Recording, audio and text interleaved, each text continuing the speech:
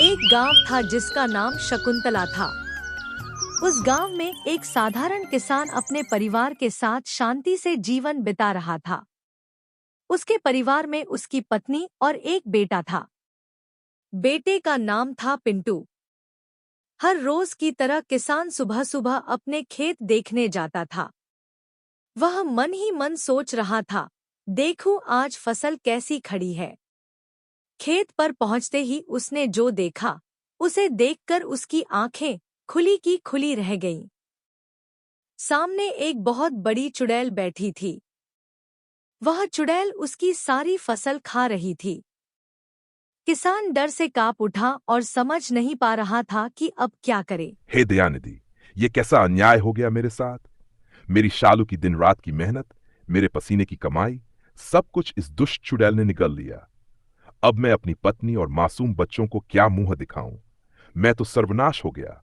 मेरी मेहनत, मेरा जीवन सब बर्बाद हो गया। अब मेरे घर का चूल्हा कैसे जलेगा। इतना ही सोच ही रहा था कि अचानक चुड़ैल की नजर उस किसान पर पड़ गई।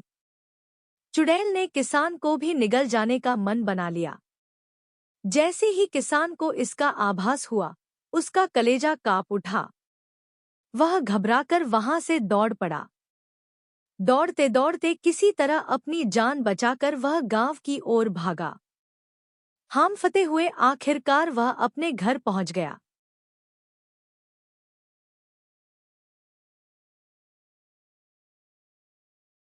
हमारी खेतों में एक बहुत बड़ी चुड़ैल थी।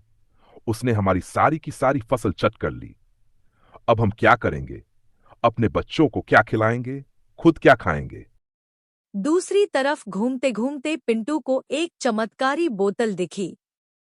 मन ही मन वह सोचने लगा, इस बोतल के अंदर क्या रह सकता है। जिज्ञासु पिंटू ने बोतल तोड़ने की कोशिश की, पर वह टूट गई नहीं। असमंजस में उसने बोतल उठाकर अपने घर लेकर जाने का निश्चय किया।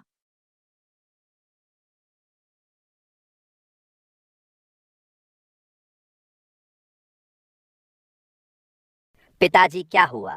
आप इतने परेशान क्यों लग रहे हैं? हे बेटा, हमारी सारी फसल रातों रात नष्ट हो गई। जो मेहनत मैंने साल भर की, सब मिट्टी में मिल गई। अब घर चलाने के लिए क्या होगा? बच्चों को क्या खिलाऊं?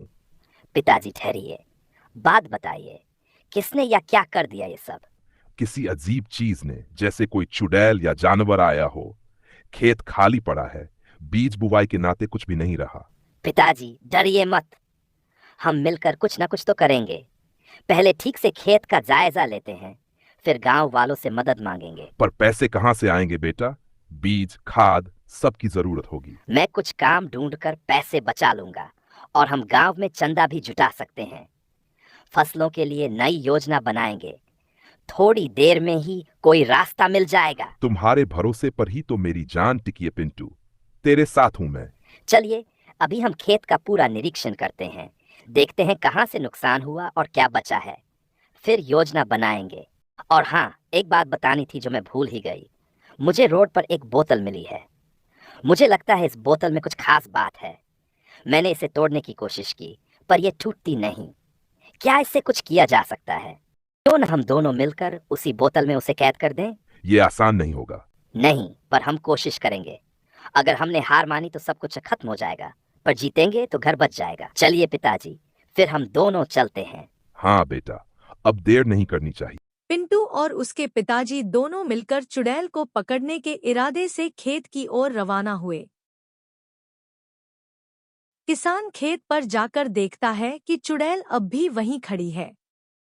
उसकी लाल लाल आंखें आग की तरह चमक रही हैं और उसके नुकीले दांत बाहर निकले हुए हैं।